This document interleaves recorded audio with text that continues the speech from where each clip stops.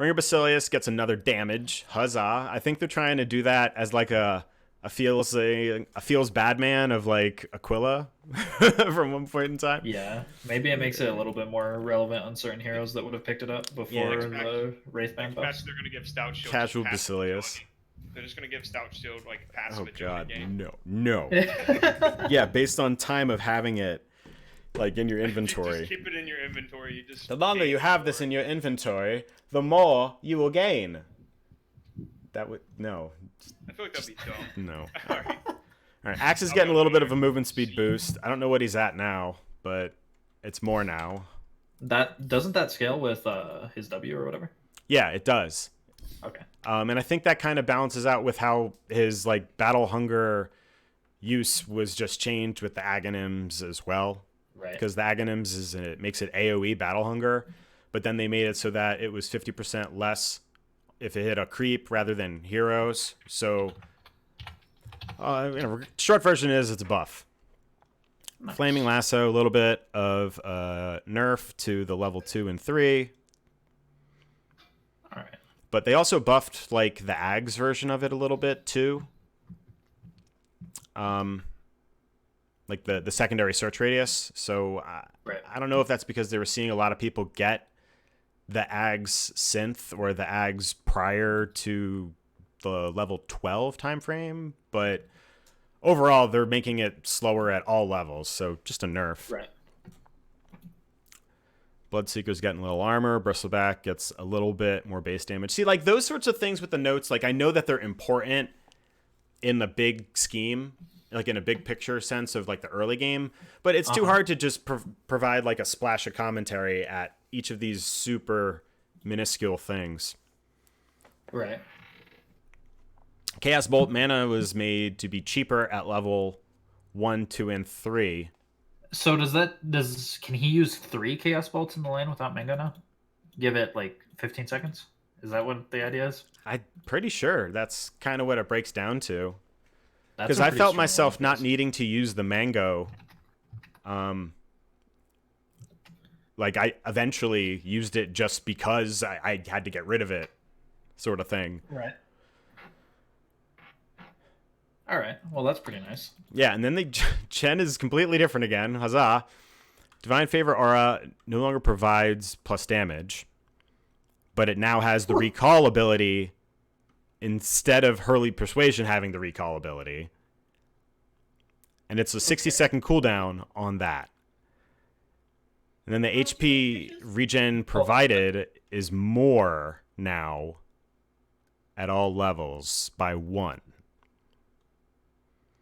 So on whoever you teleport to you, they get healed more now.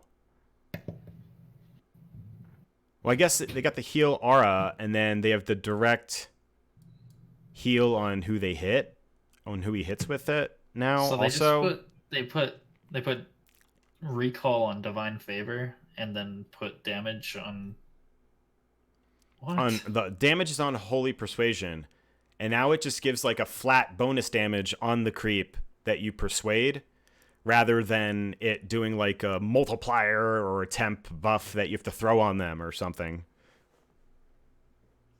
All right. So that basically makes any creep, if grabbed as a level 4 Holy Persuasion, deal decent damage. Plus 32. You can start grabbing some weird creeps because you know they'll have damage then at least. Right. Okay, that's nice. His talent's Times reworked a little bit too. 30%. 35 What was the XP other gain to talent? Wasn't it, 30. like cast range, like a 150 or something?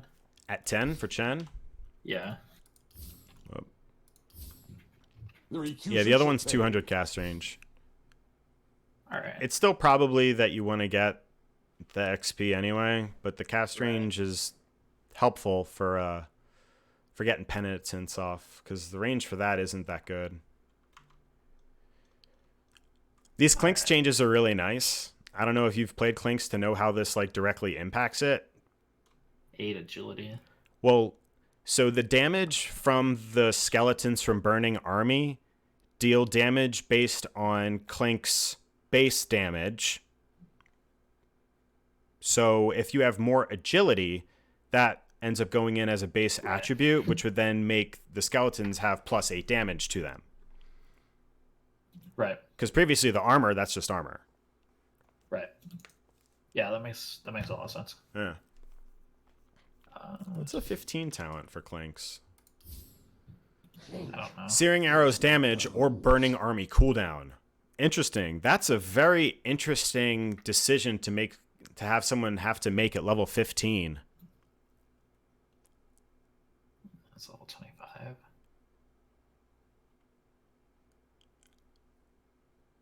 Well, what do you think? Because this is the level 15 talent, because now it's plus 15 Searing Arrows damage because they kept nerfing it. Right. And then the Burning Army cooldown from 110 down to 80. That just means you can fight more often, right? Or I don't know. I don't really know that much about Clinks. I don't know, like, if I could make a Burning Army units input. damage from 100% of your base damage to 80, 100, and 120. Okay, so they scaled that around a little bit. Okay, yeah, because Clinks' damage was always based on his hero's base damage. Right. So previously it was always 100, and now it's 80, 100, 120. So that agility ends up going more so for later on. Yeah.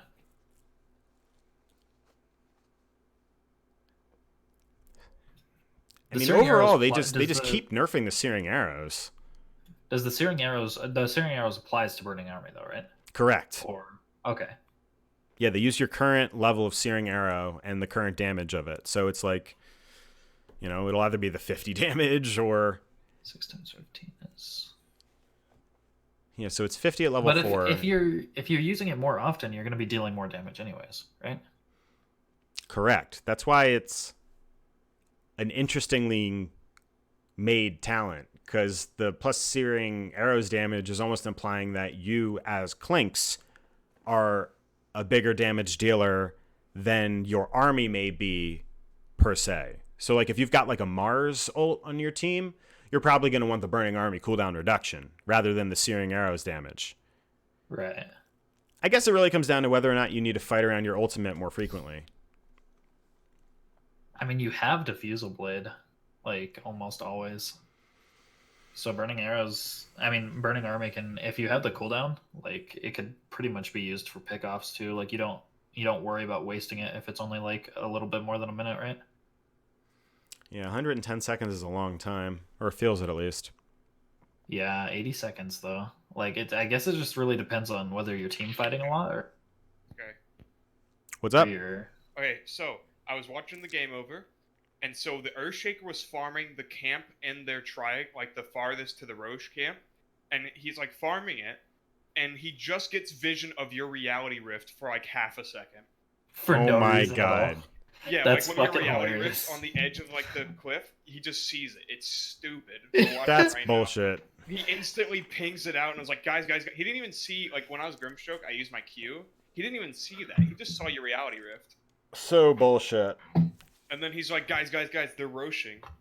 That's why he's like, this game's still in beta.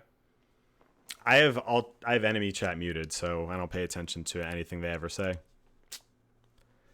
Yeah, it's really stupid. Clockwork You guys battery want, assault like, cooldown reduced again. So stupid. Even Alright, stronger. Nice. Even Yeah, that stronger is really now. strong. Jeez. Darkseer Surge is slightly slower than beforehand, but I don't think that's really going to matter too much overall. Yeah, I don't know how impactful that really is. Same with the What's talent, the other talent for 20? At 20, armor. Right. It kind of comes down to like if you're jumping in as like an initiator with Darkseer and they throw like a lot of BS on you, maybe you have to like use a Greaves or something like that to counter initiate. Like you have to sustain damage, then counter initiate or something. I still think the Ion Shell damage is good. Yeah. Oh, and they sort of fixed Dark Willow here. They increase your base attack speed, and then they lower the max damage required by a half second. So previously it was, at one point it was 3 seconds, then it was changed to 4 seconds, and now they changed it back to 3.5. Yeah. And then they've messed with her attack speed a few times. And now it's probably near similar to what it was beforehand. Dazzle buffs like crazy. I like this experience gain talent instead of the health, because that really forces Dazzle to make a big decision. Because beforehand, it's like health versus damage. I think that's kind of like a wash, because Dazzle could use health in a lot of games. Right. And damage is typically like the greedy way to go for just dealing a lot more. Because like it's like a DD rune at that point for Dazzle. Yeah. So like having it be this experience gain now instead, combine that with Tomes of Knowledge and how effective they are. Right. And now like the bad juju cooldown reduction has been increased further at level 6 and 12. Like if a Dazzle decides to go Midas, gets this experience gain talent, then he could be like flying, except then he doesn't have GPM. Or excuse me, that damage. Yeah, I mean, so what? Midas Medallion, Guardian. No, Midas, Necronomicon. It was something like that beforehand. I forget. Like the Mimi core mid Dazzle build. Like Solar Crest. Yeah. Well, we'll see what happens. Yeah, those look pretty strong. Dazzle's probably pretty good now. I think this even makes it an interesting position as a support, because like beforehand, supporting on Dazzle, it's like you almost always taking the health if it's a support game where it's kind of where you're standing off to the side and just using Grave. But while experience gain doesn't like give you the same sort of effectiveness as plus health, so then it's like, do you get damage anyway now? Right. I don't know. Oh, also, one last thing. Venom, you know when you Yules the Storm? Yeah. That wasn't all your fault. As he came down, me and Steven were both wondering, like, couldn't have Shaman just shackled him or something? No, or Hex? he can't. No, he could have. He went for a shackle instead of going for Hex. So, as he was trying to cast animation shackle... So he would have also had to have Hex on like quick cast and be spam clicking that location before Storm Spirit Ball. I mean that was 100% my fault. Shouldn't have Yules. I don't think that changes anything. But it has instant cast point. You should always have it on quick cast, I think. Yeah. I don't know. I'm just watching this over. This Shadow Shaman's the same guy who, like, for 2 games in a row got double Ags or something. Oh yeah. Zez was so tilted. Because didn't he give like Zez Ags or something? Were you there, Sky? Zez bought Ags? I don't think so. Zez buys an Ags, and then Ender, he's an alchemist, and he just gives him another Ags. Seems good. He's on your team, Venom, so best of luck. I think this is a nice buff to Dragon Knight. Just, more int, more damage, reduction. I don't know if this changes my level 10 decision to get the the damage reduction rather than the mana regen, because he kind of drinks mana, but maybe because his base intelligence has been increased, that kind of helps balance it out, that it's easier to consider the fire damage reduction. Yeah, I don't think. I feel like you only do that against specific lineups anyway, because it can still be purged off. Like you got a BKB or whatever, you just take that crap off of you. Yeah, I don't think it's that impactful. I still think you go with mana regen. See, the thing is, like, I think against characters like Phantom Assassin or anyone that is prone to doing crit builds where a percentage-based reduction ends up being really meaningful, that it's a good option to do. Because, like, my go-to counter of seeing a Phantom Assassin is picking Underlord in, like, a lot of situations. Right. I still think, like, a lot of times people run Oracle Pete, and I don't think you even go that talent in that situation. Like, it's still not that great of a talent, I don't think. Yeah. I don't know. And then now at 15, 400 health is a lot of health. Previously, it was 350. Yeah, that's pretty good. Yeah, that's a lot of health. But, the damage, if you're doing well and you want to push your advantage. Right. I mean, you're getting that's a dataless lot of anyways, damage too. Probably. It depends on how well your game goes. right? A lot of times you have to build Dragon Knight as just like an initiator who then builds like utility items behind it. Right. Fair.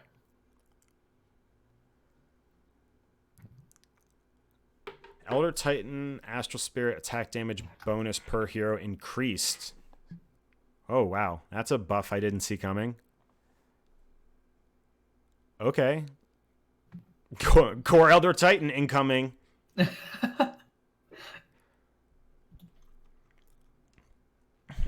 Enchantress, these are pretty minor, I think. The enchant cooldown getting reduced makes it so you can have even more. Wow. Okay, so I mathed out the previous Enchantress stuff that, and I'll check it on my hero guide. Isn't so this I don't. just old enchant before TI8?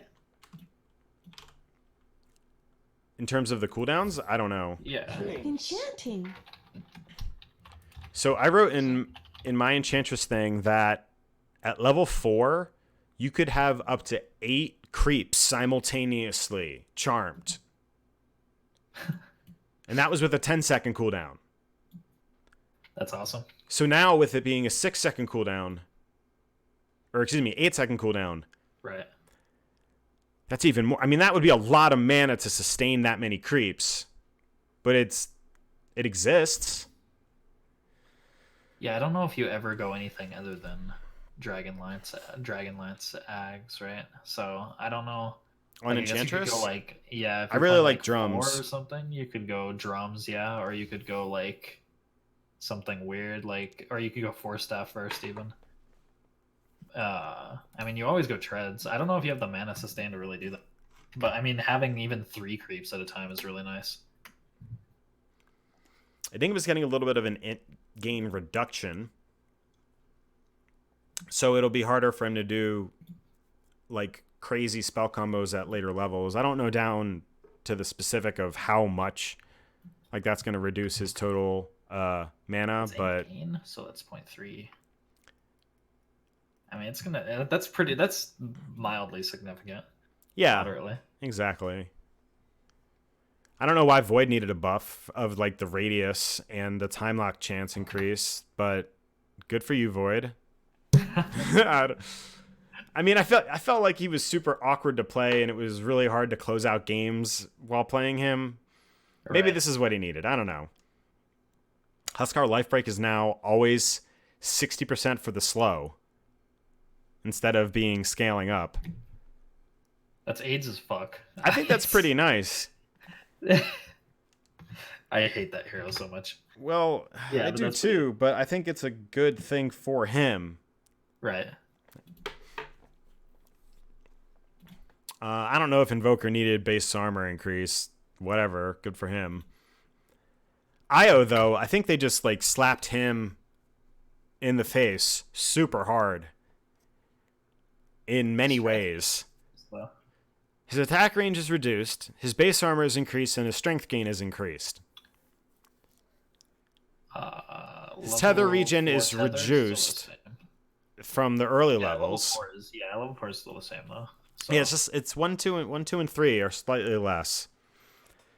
I like the cancel thing to prevent people just like, oh shit, I clicked it too fast. But the spirits thing is interesting. I don't know how I feel about that. I think that's a really big deal for them to remove that and then just throw it in as a talent at 10. Because, like, and no XP gain anymore. Either, yeah, the XP gain's gone. which means it's gonna take you much longer time to get your 15. Almost makes me think like they're trying to turn Io into like a semi-core. Like you just play him like aggressively in the lane. Does he? I mean, he's got the strength gain now. He's got more strength gain now, so he's gonna be tankier. So he can Exactly, he'll be tankier. You can play a little closer to enemy heroes, kind of man up on certain. That's heroes. what I'm saying. So like maybe they're trying to kind of force in the perspective of the plus damage and then the attack tethered allied target unit at 25. Right. because there's no range restriction on that.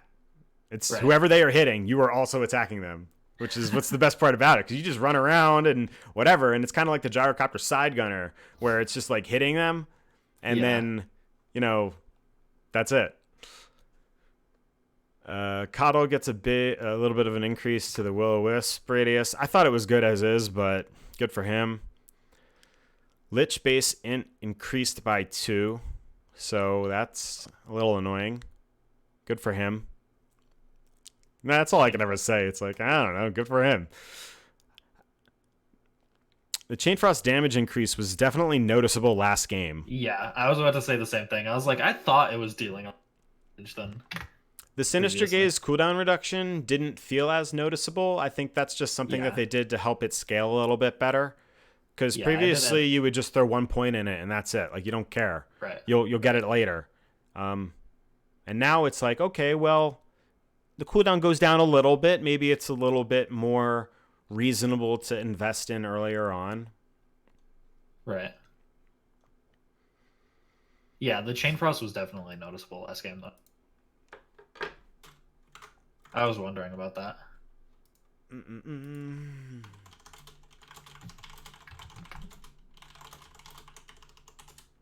Base health regen. That's pretty impactful. And she can stay in the lane longer. A lot more sustain.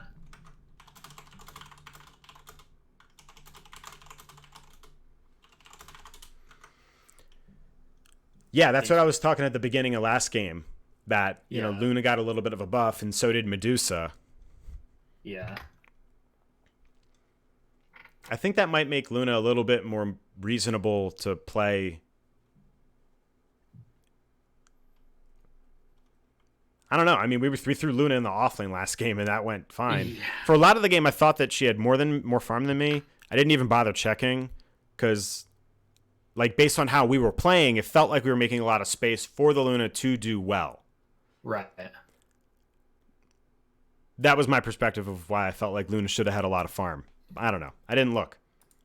Already, it doesn't matter. It's already in the past. Me reflecting on it really won't matter either. So Mirana got base mana regen increase. I think that's awesome.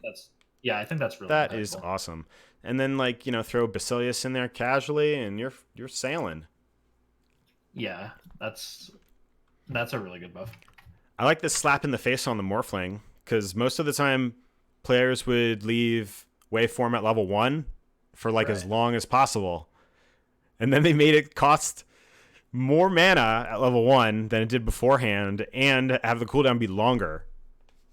Yeah. I mean, ultimately, at 2, 3, and 4, it's the same the mana cost as before, but it's just funny.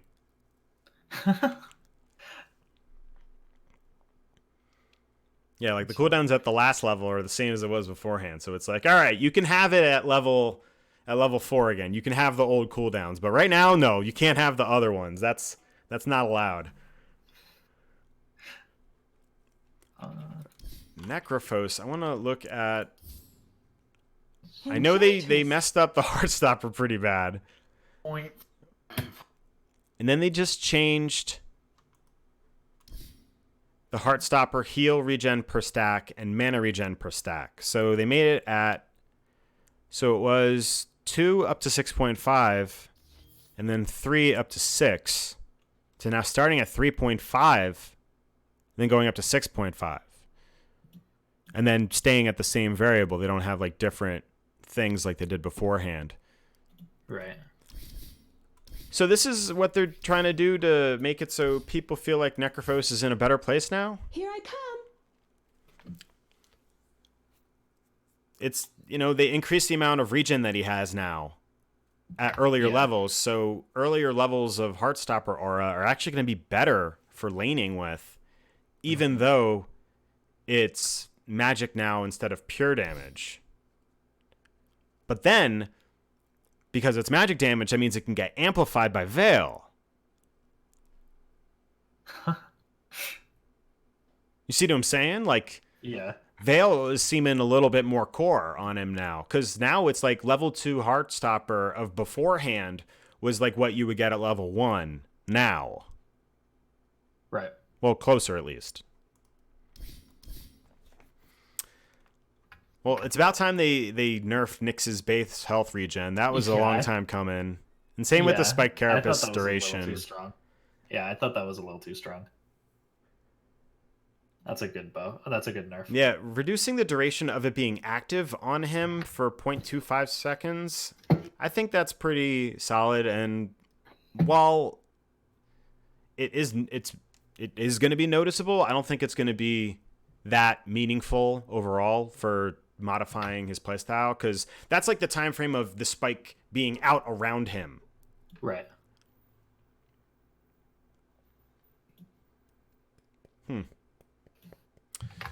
Phantom Lancer, I didn't think he needed a buff, but apparently he does. His illusion damage has been increased. That's pretty significant too. Yeah. Well, now illusions can lifesteal. Right. So, Phantom Lancer Vlad's? I don't know. I mean, it gives him mana sustain too to use Doppelganger. You get the evasion talent at 10 instead of the attack speed, and then like you got Vlad, so like they're all super tanky. Because the aura works on them, the lifesteal works on them, because so they got the armor aura, right? Right. So there's still purpose behind it. Oh god, this is what's gonna happen. I'm pretty sure we're gonna see Vlad's Phantom Lancer start to be a thing. Synchro Staff cooldown reduced. Just makes it a little bit better at higher levels. Yeah. And I like the Fire Spirit cast point being reduced from 0.01 to 0.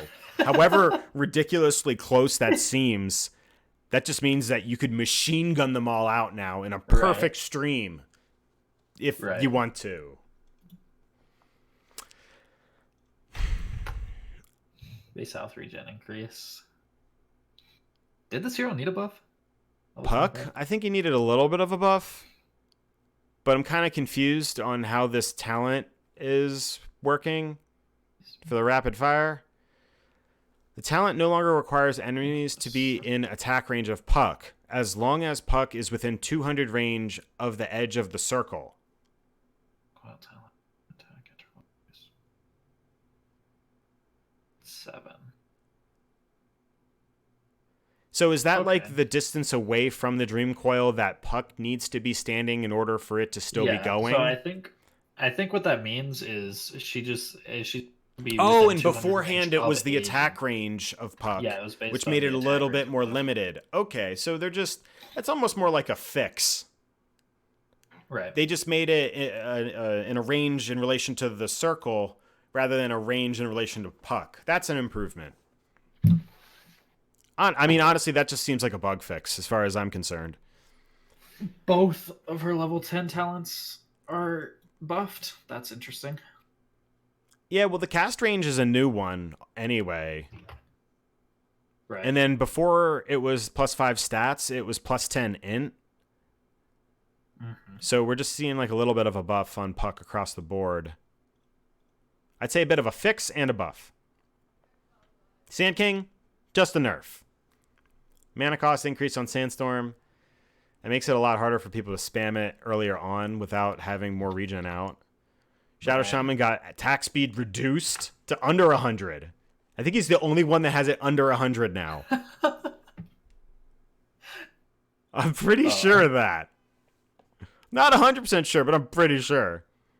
I see. Skywrath Mage, early levels of concussive shot deal more damage. Mostly the level 1. The level 1, that's a substantial increase to previously. Yeah, that's crazy, actually. Because if you compare Arcane Bolt versus Concussive Shot, in terms of like doing 2 Arcane Bolts and 1 Concussive Shot, the Concussive Shot does similar damage in a single attack. So I saw a lot of like mid Skywrath builds that would recommend going higher in Concussive Shot than the Arcane Bolt just because of the amount of damage it would do and the like added kill potential, because it's done in a radius, the damage. It's like a small splash. So it would just like wreck people. But I don't know, maybe you bring like an earlier to level 2 or I don't know. I just don't think it's that dramatic, but maybe it will make some builds recommending an earlier point and concussive shot. Base health regen increase. This level 10 Yeah. change up on Skyrath, though, is pretty nutty. Because beforehand it was intelligence or movement speed. And now it's Right. experience gain or movement speed. So they're getting rid of that huge boost of damage that Skyrath had as a roaming support that would just happen at 10. It's like, oh, you hit 10. Congratulations. Here's, I don't know, 30 more damage to your arcane bolt that you've been spamming all game. Great. Great. Good job. Good you. Oh, boy. They're making Slardar even scarier as far as an offlane hero is concerned. Like, I think Yeah, Slardar is I going don't to think start to be that- even scarier as an offlaner to go, or even like a roaming support. Like if you play him as like a 4 in the state, like ugh, terrifying. Stormhammer stun duration reduced, more noticeably at levels 1 and 2, but also at 3. Yeah, I don't know how significant that is. I don't either. I think it makes earlier levels of the blink initiation store hammer nonsense. But yeah. Nope, no Crystal Maiden changes. You are lucky. I know how important Crystal Maiden is in your life. Timber Saw, base strength increased by 2, base mana regen increased. Okay. I mean, that's just like a nice little splash of help to the hero. I don't know how to summarize that any better than that. But this Tinker nonsense, though. Why did he need a buff? Gold per minute? No one ever got that movement speed talent. We understand that the 10% spell lifesteal versus 30 movement That's speed, fucking that it was a insane. layup that everyone would always get the spell lifesteal. But now, 150 GPM? That's crazy. Are you trying to make all of the games terrible? Did we need to go back to a Tinker meta? Yeah, that's crazy. I don't think we want Tinker back in the meta. No one wants Tinker back in the meta. This is not acceptable. Okay. And like they reduced the mana cost of March of the Machines at earlier levels, and by that it's just level 1. And then it actually costs more at level 3 than it did beforehand. And then it's the same as beforehand at level 4. And 2. That's really weird rework. Yeah, it's the same at 2 also, because a lot of people would get it to like level 2 and then they would just chill on it. They would do like these 2-2-2 builds on Tinker, and I'm like, why are you doing this nonsense? And they're like, because I saw it in the guide. And then I'm like, oh no. Huh. Yep, so ban Tinker every game is my recommendation to having more pleasant games of Dota. If you are playing offlane or safe lane, I would recommend banning Slardar. I'd say those are my top 2 recommended bans right now. Yeah, those heroes are both looking pretty fucking crazy right now. If for some reason you feel like banning a support, Dazzle is looking like a good ban for that. Yeah, Slardar is going to be terrible to play against. Tinker is terrible. But onwards to Treant Protector. Yeah, Base those armor heroes are increased by without a 1. doubt Overgrowth best, yeah. duration increased. I think Treant just needed something. This helps him be a little bit more durable in the early game. Yeah, for sure. Because when they reworked his Nature's Geist, I think that made him a bit different in terms of his mana management and playstyle with it. So let's see if this helps him. Whirling axes, melee damage reduced. I think that's just a good thing. Yeah. Just like a don't- relative. Tusk movement speed increase, base armor increase on Underlord. And then Undying, it looks like we just got some fixes on the Tombstone. But the big thing here is Soul Rip got changed. So early levels of Soul Rip, it's typically difficult to get the max amount of units for using the Soul Rip. Because you would need to have, like, a full allied creep wave and a full enemy creep wave, plus plus you yourself as a hero and an enemy hero, and then your actual target, in order to, like, land a level 2 Soul Rip at max damage. That sounds a little excessive, right? Yeah, it's a little bit ridiculous. So they scaled up the damage and the healing capacity, they toned down the amount of units required, and I think overall it's a good change.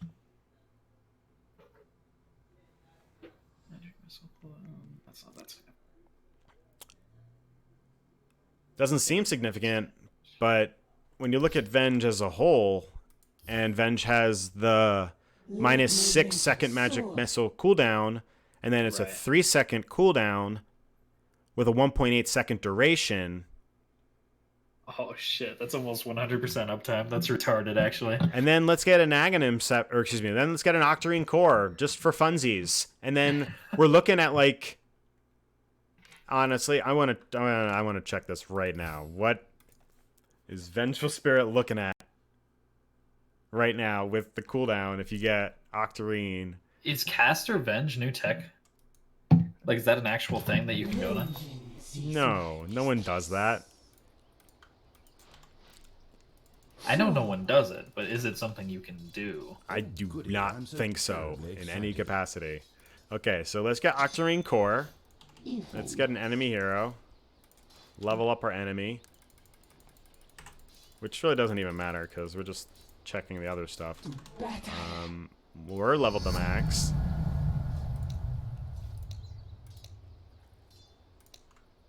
Okay, so 1.8 second duration stun with a 2.25 second cooldown.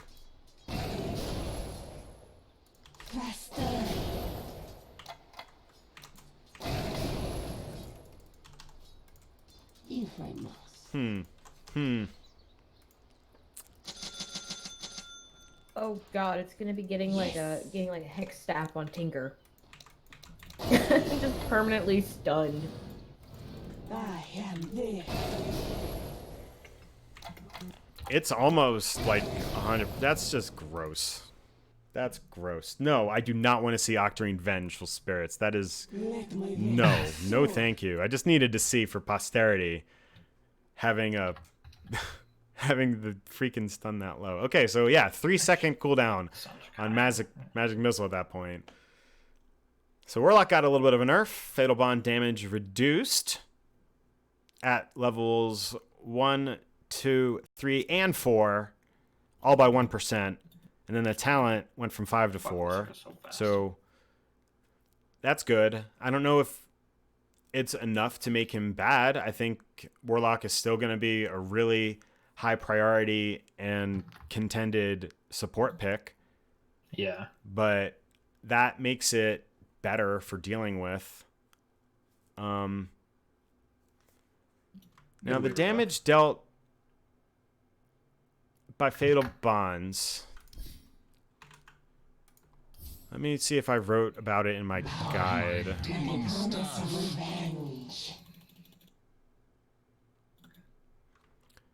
I'm trying to think of how the damage type is again.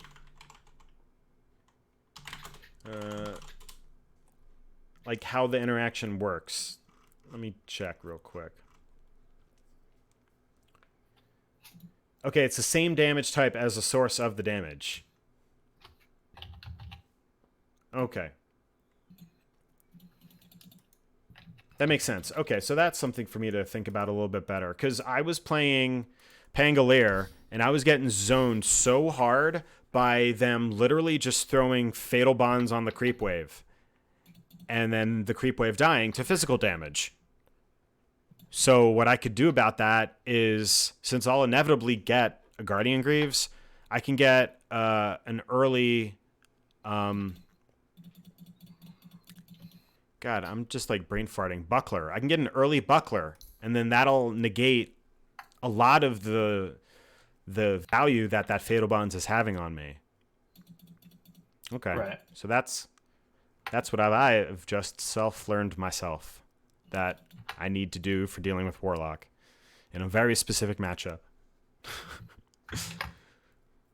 Or just playing against Warlock in general. Like, you get armor items, you get pipes, and then you negate Fatal Bonds just as you would negate any other damage. Whatever you're dishing out, get the same thing for you to be able to deal with your own damage. If you're dealing physical damage, you need physical damage resistance. And so forth. And, yeah, right? Self-learned myself. There you go. I mean, there's the more fancy terminology for what that is than that. Because think about it. A lot of people, when they play and approach Dota, learn their knowledge unintentionally of the game. It's just things that they absorb through osmosis of playing games. They're not like reading and thinking about interactions and the ramifications of them, which is why, like, going through this, even like this little amount, rather than you just by osmosis jumping into a game, you're going to be far better prepared. Because we're talking through the, more so than the, this is what it is. Uh-huh.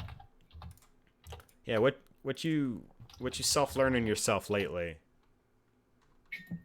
I kind of spaced you out there for the past, like, 20 seconds. That's fine. Oh, fuck. Sorry, I'm trying to reset my Twitch password. It won't let me in. So the fancy term that you can use for someone who self-teaches themselves is autodidactic. That's the fancy word.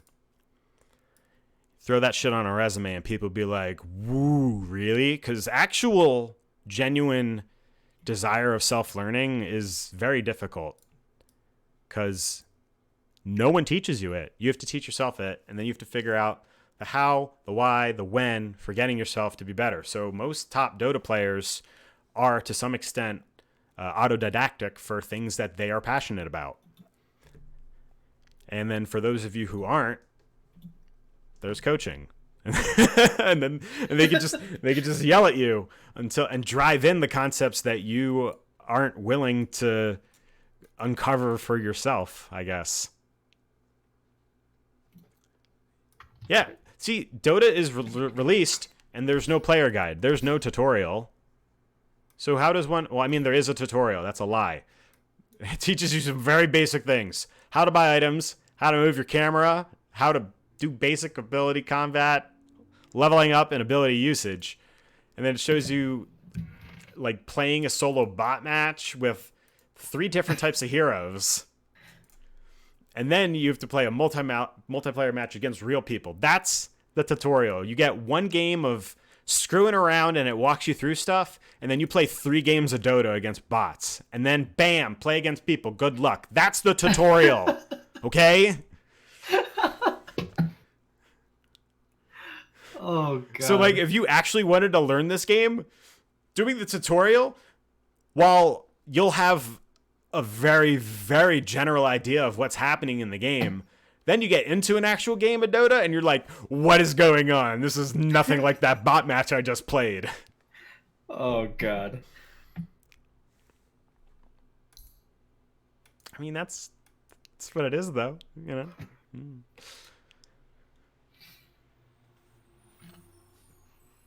Yeah, I don't think there's anything too important to re-mention from 722B. It was really short. The big thing of merit from it was the Heartstopper aura being from pure to magical. They made the Lycan Wolves on the Aghanims a little bit less valuable, which I think is a very positive change because they were worth too much money beforehand. And then the Grimstroke Ags, I've never seen in a game.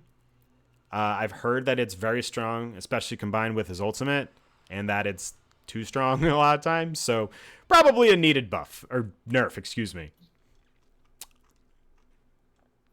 I don't know why they nerfed Slark, but I'm okay with that. Slark does not ever need any improvements to him, as far as I'm concerned. It also makes Zez suffer. Just no Slark needed, ever. It's okay, just like, Slark, you can go on your merry, back into the fish apocalypse. We don't like your kind here. Yeah, fuck that hero. That's all I'm honestly. saying. Yeah, and then Dark Willow, they've played around with the attack speed a lot. So when 722 came out, that was one of the ones that got a pretty husky boost, right? Uh-huh. I'm pretty sure. Or maybe that's just what she was beforehand.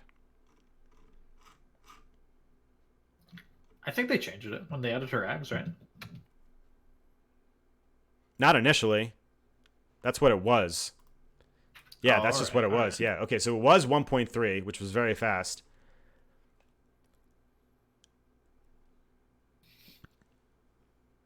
And they slowed her down. Just hit her with that sedative. And then they just decided to speed her up like a little itty bitty bit. They're trying to fix her. They're trying to fix her. Yeah, I'm aware that the tomes have a cooldown. Because they give you 2 of them at level 10. Oh, why? I hate how it moves the screen around. Where is the thing where it just adds the tomes? Yeah, that would be crazy if they didn't have a cooldown. Okay, so there was a period of time where Tinker could rearm and then have both tomes. That's actually hilarious. Yeah, right? In the most terrible way possible. Oh, Oh, here. I was like, where is it? I was looking up and down in 722 at the top. I'm like, isn't this like at the top? And then like, no, it's not. It's under the item changes. Yeah. The Tome of Knowledge, 10-minute stock. You get 2 of them. And then the 5-minute cooldown. And you previously, if you were Tinker, could refresh it. And now, that is not the case. Thank you for them removing that. Thank you so much. You know, while we're here, I love that they changed Eye of Scotty around to have it be more effective on ranged heroes and less effective on melee heroes, rather than the source of the attacker. So, like, previously, it's like it did more slow or for longer duration if you were melee than if you were range. And now, right. the duration is the same, but the slow variable is improved for if you're hitting a ranged than if you're hitting a melee.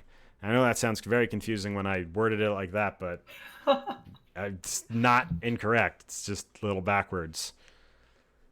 And they nerfed the Pipe aura, the Mech aura, the Guardian Greaves aura.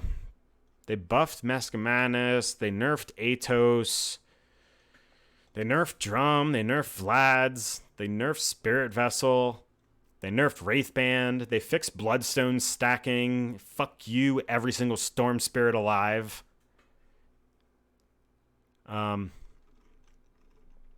Yeah. And then, you know, there's all those ags that they added in on the game. And I guess the biggest thing, I mean, we talked about it a little earlier, the illusions now have lifesteal. So then the Vlad's PL. It's going to happen. I'm calling it. Vlad's Phantom Lancer. People are going to be doing that shit as core because they can. I'm very happy that they fixed the following items no longer partially shareable, because when you were able to play offlane Enigma, buy 2 rings of regen, give them both to your offlaner, and then just go jungle and not care, and then your offlaner is just running around with all that added regen, way too unfair. Way too unfair. Right.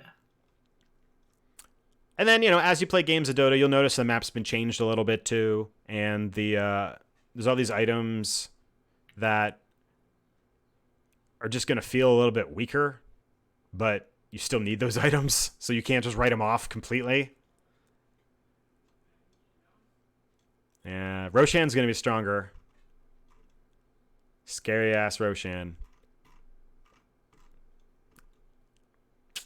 Anything really of merit else to mention? Some of the map was changed a bit. The spawn boxes are creeps too. You really just got to learn that yourself by playing the game. Denies are worth more to the person who denies the creep. Death cost at early levels is not as bad because there's no more 50 plus. It's just net worth divided by 40. So I think that's a pretty big rundown of the 722C. We didn't go into any of the particulars for 722, just the 722, but you guys have already been experiencing it for a few weeks, so you should have a pretty good idea what's going on with all that. If you don't, then just stay tuned for as I gradually finish off all of the updates for the hero guides to get them up to meta. I don't want to just like update them by just like republishing them and having them be pushed as a 722C guide. I want to actually revise most of the guides to improve upon them, because some of them, after playing, could use like tweaks here and there to make them a bit better. Right. So I guess that's something that I'll probably get starting on working heavy duty next week. Maybe. Probably. We'll see. We'll see.